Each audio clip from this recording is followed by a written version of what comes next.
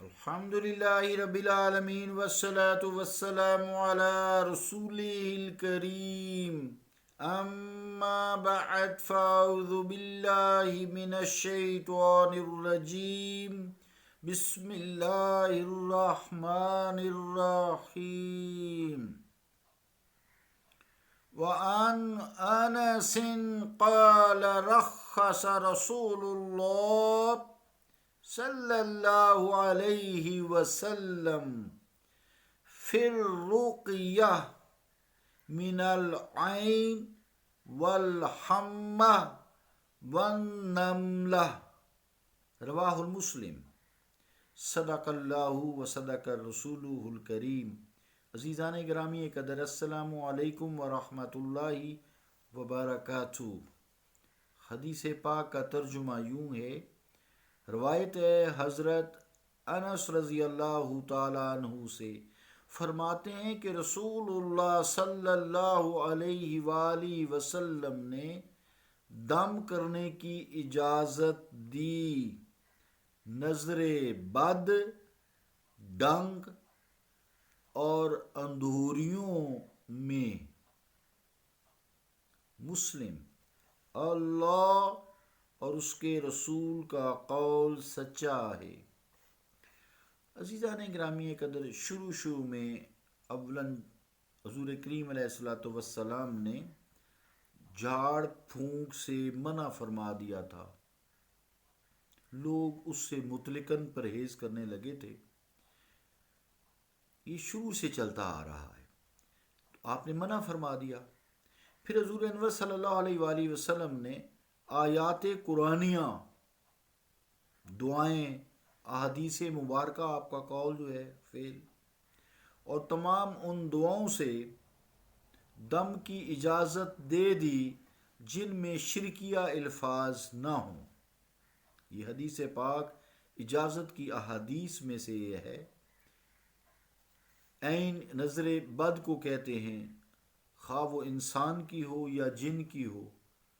نظر سے حدیثوں میں آتا ہے کہ ایک نظر ایسی چیز ہے جو اونٹ کو ہانڈی میں لے جاتی ہے اور انسان کو قبر میں لے جاتی ہے۔ نظر بد بہت بری چیز ہے، اسے بچنا چاہیے۔ پھر ڈنگ ہیں زہریلے جانوروں کے، جیسے بچھو کا ڈنگ ہے، بھیڑ ہے، یہ پونڈ جسے کہتے ہیں، شہد کی مکھی کا ڈنگ ہے، سانپ ہے۔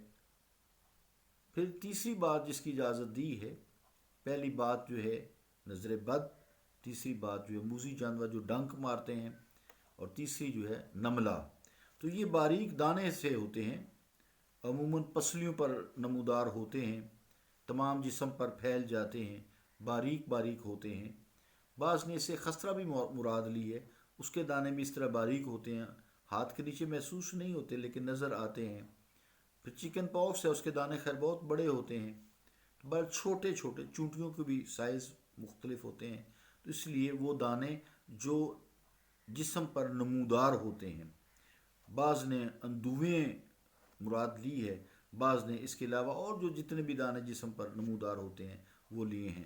تو چونکہ یہ چھوٹی چیمٹی کے مشابہ ہوتے ہیں، اس لیے اسے نملہ کا کہتے ہیں۔ عربی میں نملہ چیونٹی کو کہتے ہیں، چیمٹی۔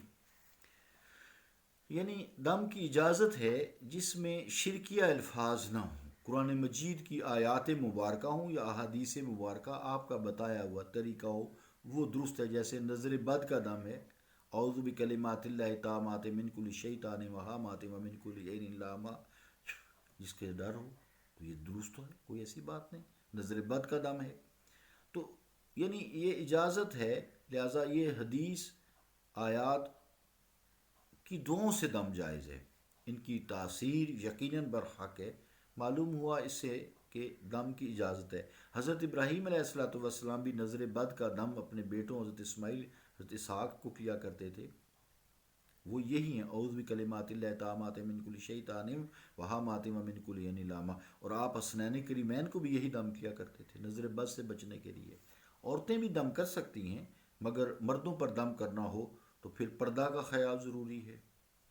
بچوں عورتوں پر دم میں آزادی ہے تو کوئی ایسی بات نہیں۔ یہاں عین جو حدیث پاک میں ہے، عین سے مراد جو ہے آنکھ ہے، آنکھ دکھنا بھی شامل ہے اور آنکھ سے دیکھنا بھی شامل ہے، نظر لگنا بھی شامل ہے، نظر لگا دینا بھی، ساری چیزیں، یعنی جو آنکھ نقصان دے دیتی ہے یا آنکھ کو نقصان ہوتا ہے اس پر بھی دم ہے۔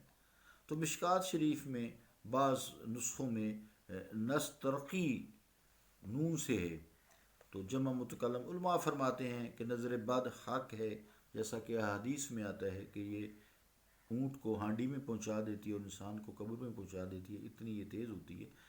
یہ جو آیت ہے سورہ نون کی، یہ نظر بد کی بھی علماء کرام فرماتے ہیں کہ یہ نظر بد سے بچاتی ہے، لگ جائے تو درست بھی کرتی ہے۔ وَإِن يَكَادُ الَّذِينَ كَفَرُوا لَيُزْلِقُونَكَ بِأَبْصَارِهِمْ لَمَّا سَمِعُوا الذِّكْرَ، یہ آیت جو ہے یہ حضور صلی اللہ علیہ وسلم کو بھی جو ہے نظر بد لگانے کی قبیلہ بنو اسد نے کوشش کی تھی، تو پھر یہ آیت یہ حضور دم آئے۔ تو اس طرح عزیزان گرامی قدر یہ درست ہے، آگے چل کے انشاءاللہ بات اور مزید ہوگی۔ صلی اللہ تعالیٰ علی رسول خیر خلقہ محمد وعلی آلہ واصحابہ اجمعین برحمتک یا ارحم الراحمین۔